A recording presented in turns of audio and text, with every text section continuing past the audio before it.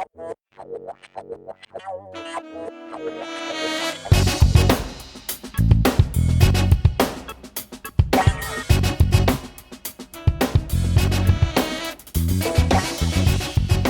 up, you claim sexies? Welcome to another edition of Flirting with Danger.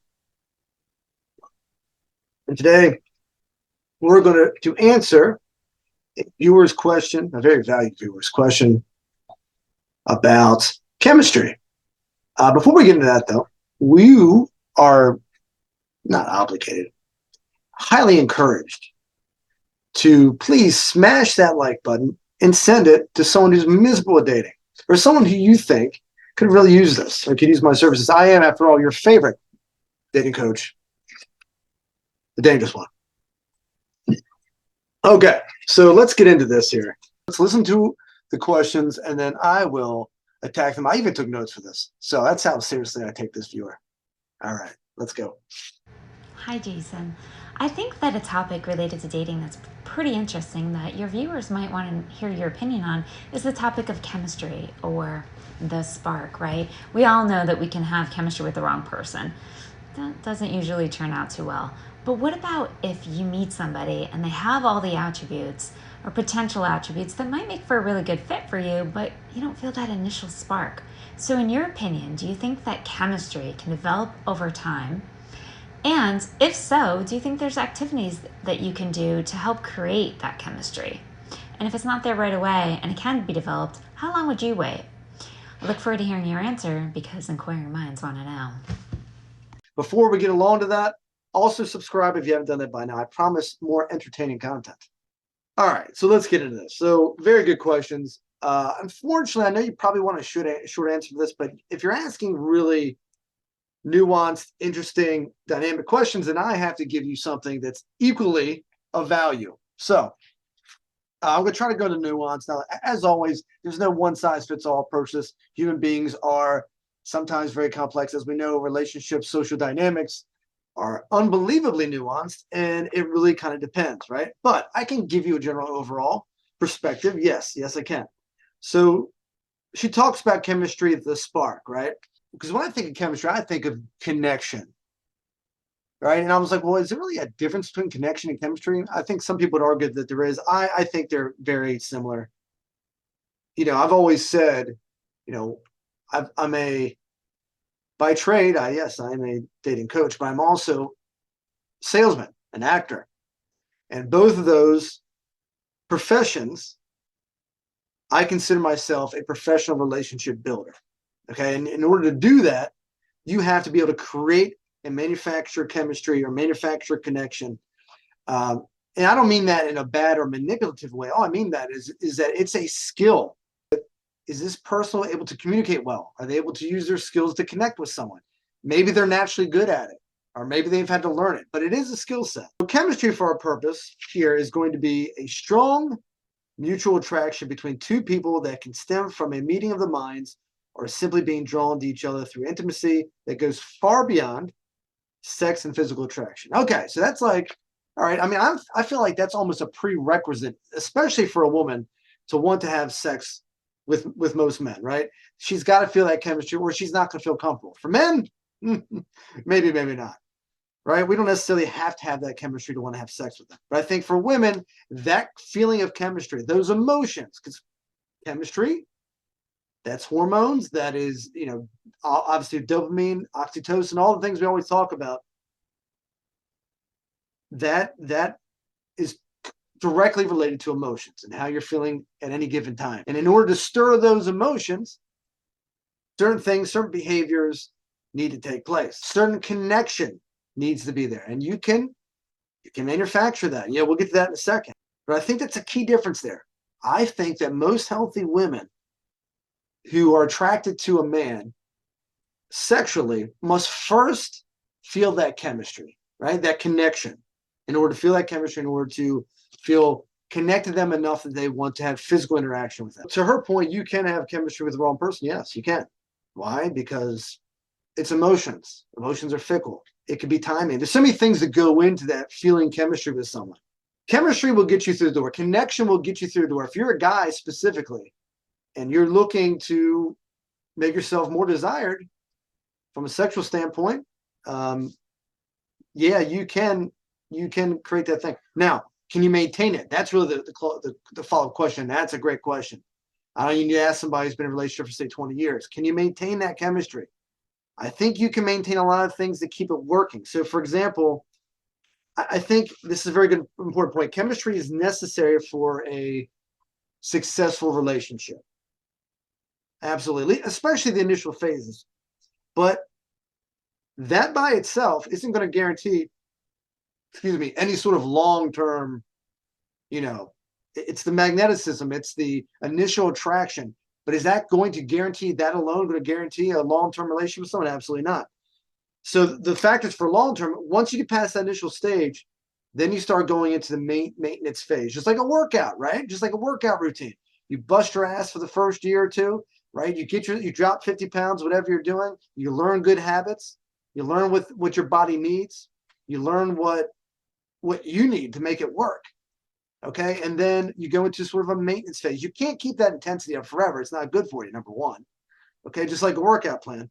So there needs to be a certain amount of compatibility. Do their values align with yours? These are the mid to long-term things that we need to be addressing here. Not as fun, I got to be honest with you, but necessary if you, the viewer, are interested in that piece of the association, which I know a lot of us are. So compatibility, respect, supportive behaviors, all those things need to be taking place for it to be able to carry that chemistry into the future, right? The chemistry gets you in there. It can maintain to the latter stages or the middle stages of relationships so that you can then take the football, the proverbial relationship football, and if you have the right amount of compatibility, your values align, there's mutual respect and great communication and supportive behaviors behind it, then yeah, anything's possible. So let's go right into answering the question. Now that we've done all that background work, she's got 3 questions here. First question is, if you meet someone that possesses certain attributes that you find, I assume she means find attractive for or potential for a long-term partner, but you don't feel that spark. First part of the question is, do I think that chemistry can be built over time? I think the connection is something, as I said, is a skill set for some people. Some people have it naturally. Sometimes there's a natural connection, right? You just have things in common, right? You have the same outlook on life. You share similar personality types. You have similar interests. But, you find something in common, commonalities. What is a relationship after all? Regardless of if it's long-term, short-term, whatever. What is a relationship? What is connection? It's being able to relate to each other, which is finding commonalities. Those commonalities can be things you both don't like even. Right? It doesn't have to be things you both like, but you do find commonalities. And how do you find commonalities? We always talk about it. Great questions, sharing stories, adapting, relating to each other. Right? So yes, do I think it can be built over time? I think connection can be had. What I mean by that, I mean that initially, if somebody's a good communicator, they can build chemistry, even if that other person doesn't really have that skill set, because they can bring that out to them. They can ask the questions, right? And most people, believe me, most people want to be seduced. That's part of seduction. They want to be seduced. It's very similar to sales. Everybody likes to buy. It's fun. It's fun. It gives you an emotional, visceral response. It gives you a dopamine rush at times. Everyone likes to buy. But no one wants to be sold, do they? No one wants to be sold or taken advantage of or manipulated or any of that. But everyone wants to buy. Same thing goes for Similarly, relationships, people want to be seduced. They want to have connection. Everyone wants connection. But they want to feel like it's natural. And it is. It can be very natural, but some people are better at it than others. So I think the question you need to be asking yourself, valued viewer, is what do you want out of it? Or if you're looking for a long-term thing, yes, chemistry is important, but it alone is not going to make it work. And there's certain things you can do. The thing that's the most important is, do their values align with yours? Do you have common interests? Do you have similarities? There are certain activities that you like to do together. Are you like-minded? Those are the most important things. And you can build chemistry around that. But that is something that it's going to impact if you try to make it work long-term. I mean, let's think about this, right? There are some arranged marriages. I mean, United States, Western societies, this is not the same way that historically it has worked over time. Marriages oftentimes were done by two virgins that their families gave them away. It was an arranged marriage. How did they make that work? Right? Did they have chemistry? Probably not, but they can find things, right? They can find things. Disney World demands chemistry. That's the romance, right? That's the beautiful facade. That's the smoke screens and mirrors. That's the pomp and circumstance. That is the fun, right? That's the Vegas aspect of it. I love that part of it. Now, that can be real or that can be faked. It'll get you in the door, but long-term relationships demand respect and work ethic. Okay, so really what it comes down to is you're going to connect with 1 million people throughout your lifetime. You're going to connect and have chemistry with a lot of people. If you're especially if you're in a social world or you have a job where you're talking to a lot of people or you're a gregarious person, that's right. You're going to meet and connect with a lot of people. It's the person that you choose to make it work with. Who are you willing to make it work with? Because it's not always going to be chemistry. Do you feel like there's chemistry when you're having an argument with someone? Not really. There's going to be a lot of those. So, it really, to me, it's about the chemistry is the fun part. It's getting you in the door. It's allowing that other person to keep your attention long enough to learn about the rest of them. Does that make sense? Now, what are the factors? Remember, I asked you what you wanted, right? What are the factors that determine that? Right? Your decision now, right? That same person you're talking about, I have no idea who you're talking about, but the persons you're talking about, maybe they weren't a good match for you 10 years ago. Maybe they're not a good match for you now. Maybe they're a better match for you in 10 years. Maybe there's a chemistry that developed then because you're ready for that person then. You have a different perspective then. You're a different person in 10 years. So the factors that take place, and that's what's so interesting about social dynamics and relationships is that we're all taking an educated guess at this, right? Experience, that's why I always say experience, there's no replacement or substitute for experience or mistakes because you're going to learn what you like, what you don't like, how you're evolving, how you're growing. The person that you might have decided to marry at 19 is going to be a lot different than somebody that you choose to marry or get a long-term relationship with at 30, 35. Why is that? What are the factors that determine that? Well, your brain isn't even done developing your personality yet until 25, 26. That's a fact. That's a physiological fact. Then you have time. What time of your life are you in? Where are you in your career? What are your aspirations there? Have you done certain things that are a lot more difficult to do once you're in a committed relationship? Have you gotten those things out of the way? Have you sown your wild oats? That sort of thing. Personality types. There's 16 personality types. Those all play a huge factor. Don't forget those. Are they extrovert or introverted? Those are huge things. It's a lot easier to keep an introvert happy than an extrovert. Scarcity. Everything that builds value in a product or a service, if you're a salesperson, for example, same thing. Scarcity. It's not everybody has it. Scarce. Desperation. How desperate are you right now? I don't mean that even a bad way. I just mean here's the thing. You may not be able to attract the same people you did 10, 15, 20 years ago, right? Because people are attracted to different things. So you might be attracting different people now. If that's not what you like, then you have a couple options. You can lower your standards. You can raise your value in other ways. Depends on what you're willing to give up. You can't have everything. As much as I love that, and I like to have as much of it as I can, even I have to admit, you can't have everything perfect. You're going to have to give up something to get something back a lot of times. What are you willing to sacrifice is the question. What are you willing to give? And what are you willing to give up? And I know I'm going in depth. I know the initial question was probably a lot more superficial than that. But all of this matters. But what it comes down to is, what do you want? The number 2 question she had was, what activities can you do if you believe that you can create chemistry? Which I do. What activities can you do to create chemistry? Well, there's superficial ones. There's, one of the main criteria was, ladies and gentlemen, was that it is beyond sex and other things. So a lot of it's mental. This is specific for women, especially, right? Very particularly to women, because women are, you get to the sexual aspect of things. You get a woman charged up by creating that connection. And that is done through here and through here, as we always talk about. So that chemistry can be made through conversation. I mean, to me, it's creating connection. That's how you create chemistry. Connecting with that other person, relating to the other person. So what activities could you do? Well, give you a couple of them.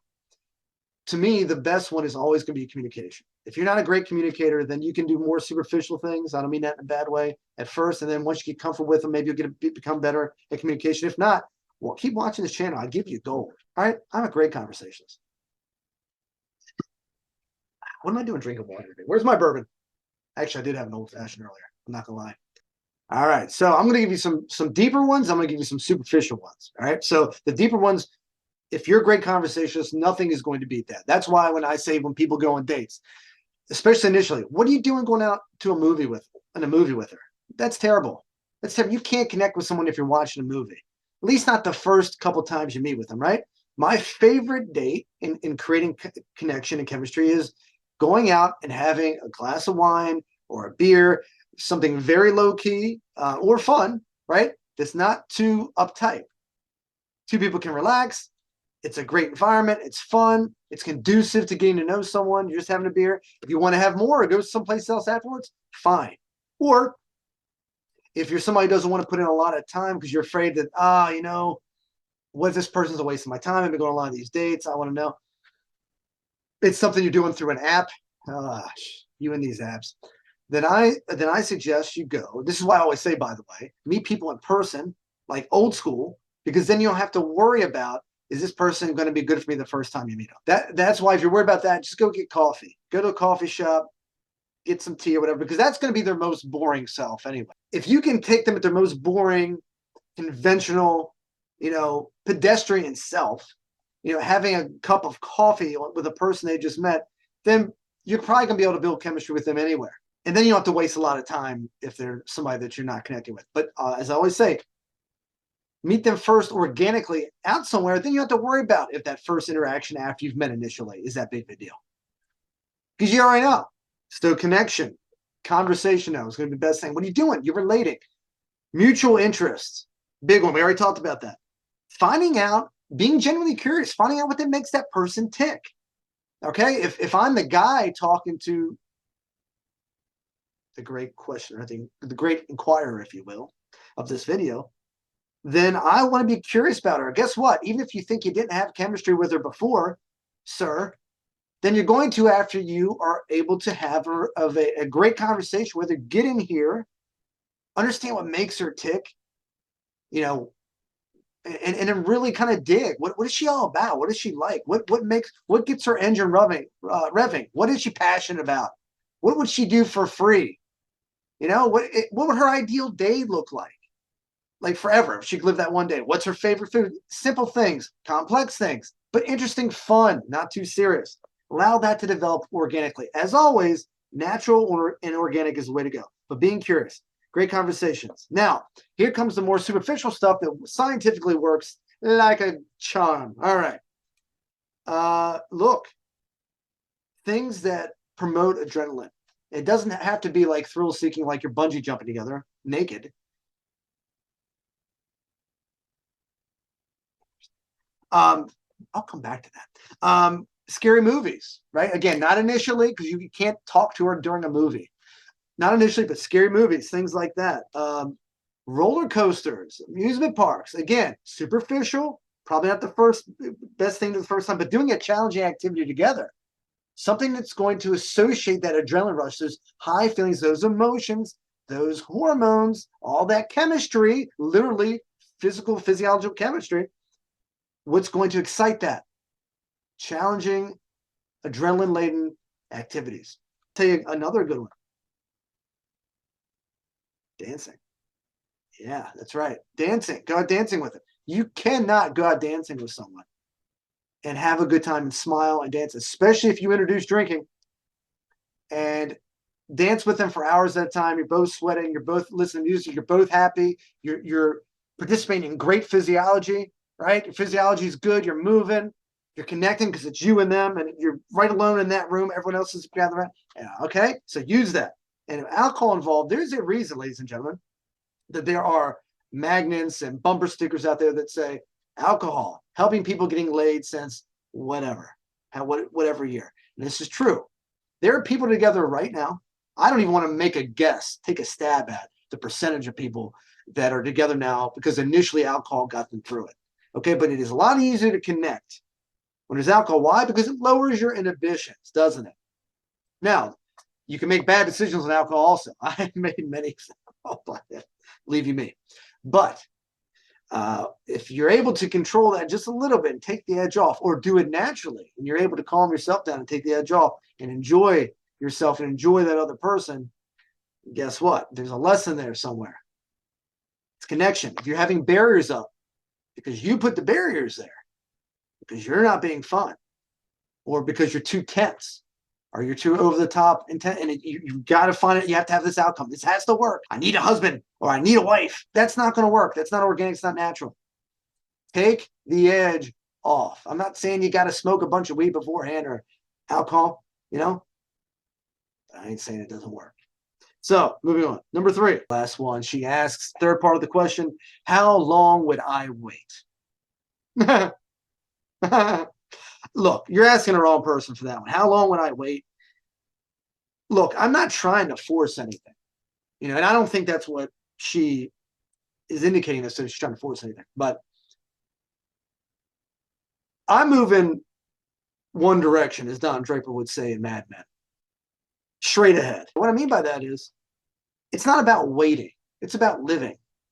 If that person's at work, I'm going to hang out with them. I'm going to hang out with a lot of people. If that happens to strike gold at some point and it ignites for some reason, using all these skills we talked about and all these suggestions that I've suggested, then wonderful. But in the meantime, I'm just doing my thing. If I was looking to make if I was dating this one person initially, and that was the only person I was dating, and there was no chemistry, I think it's going to be very difficult for that to be exciting enough to stick with it for most people, right? But only you know what that is. I can't tell anyone else how long they should wait.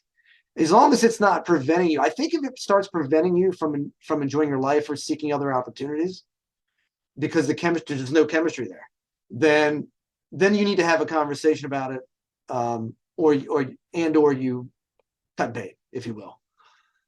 So I think it's not a matter of time. It's a matter of if it starts becoming an opportunity cost, I think that's when the issue arises. It's probably a little more information than you wanted, but I am a man of value, and I give you more than you asked for.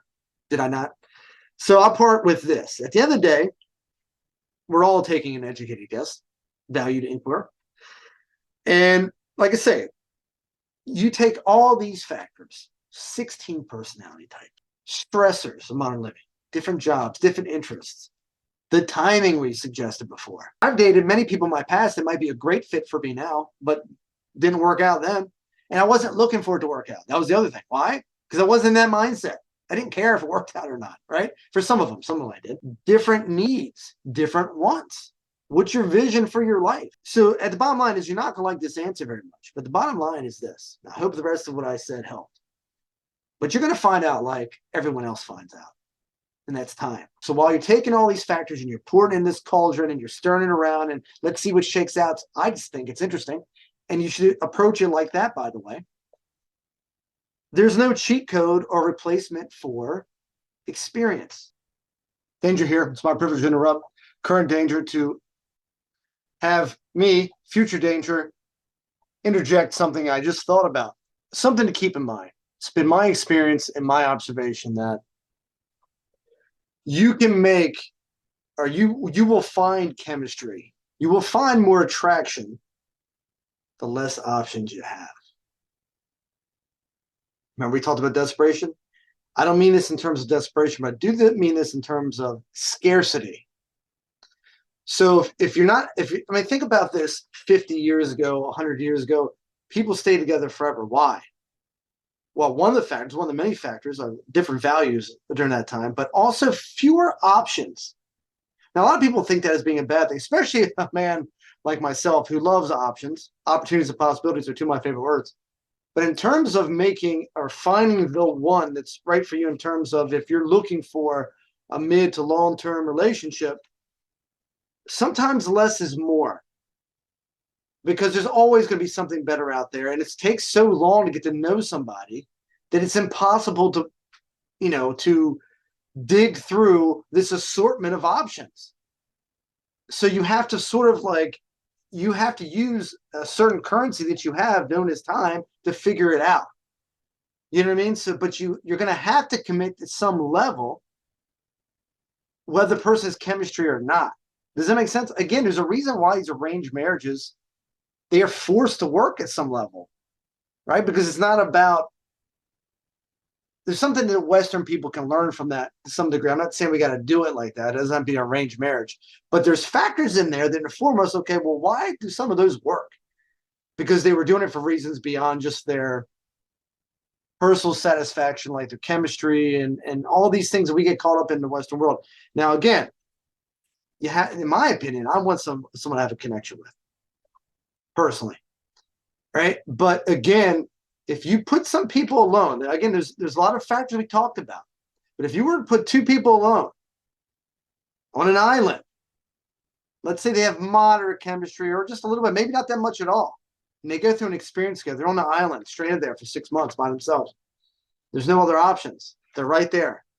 You don't think they're going to grow some sort of attraction for each other initially? Now, later they get married, they move in together, and now familiarity will kill that too. But that's another video for another day. But I thought I would interject that. I don't know, but consider that. Now back to our previously held conversation with current danger.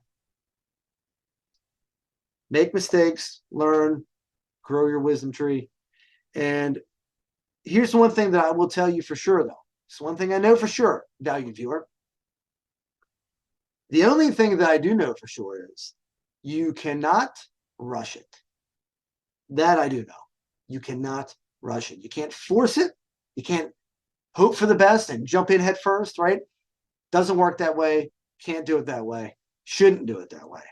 It's a big decision. It's your time. It's your energy. It's your money a lot of times. It's your state of mind, peace of mind, your well-being, emotionally, sometimes even physically, right? So don't rush it. Problem is, most people put so much pressure on themselves to find this thing or to make it work when things don't collide. But then on the other hand, the other side of the spectrum is they try to push a round peg into a square hole, or they think that they deserve X, Y, and Z. I see a lot more of that nowadays. A lot more people who are more entitled on the other end of the spectrum. Getting all these inputs from social media and the regular media, mainstream media, movies, and even girlfriends, and take account, full inventory. Do sometimes painful inventory of yourself, inconvenient things, and really take inventory. Okay, where am I? What do I want? What's my vision? What do I bring to the table? Because relationships are about giving, it's not about taking. What do I bring to the table? Does the partners I'm looking to attract, are they attracted to what I'm bringing to the table? Because maybe they don't care. Maybe they don't care about that. Maybe they care about other things, right? And then try to give them those things. Or the type of person I'm trying to attract. What type of person do I need to be to attract that? And can I make that authentic? Can I make that, do I have to fake that? You know what I mean? So those are the sort of things. And really do some evaluation and really think about, is the information I'm getting out there in the media really accurate? Is that really what makes great relationships? Or are they just trying to sell me something? Because I think it's a lot of it, because I've seen that so much, especially young women who feel like I need X, Y, and Z. And a lot of that is just, they're selling you shiny objects, right? Pay attention to this and buy this concept, this lifestyle. And then, 10 years later, 20 years later, they figure, oh, I'm not in a relationship. I don't get it. Okay, well, society has a lot to do with that. And who creates trends and who's responsible for creating what is popular and what people tend to follow? Most people tend to believe mainstream media, and now even social media. All right, so again, give you more value than maybe you expected. If you need, or there's a little bit of guidance out there, we all do, right? A little bit of coaching, a little bit of guidance. I do attraction coaching, help you get that date, help you land that date. And if you want my assistance, if you value my opinion, you know where to find me. Till next time, stay safe, not too safe. As I always say, live dangerously.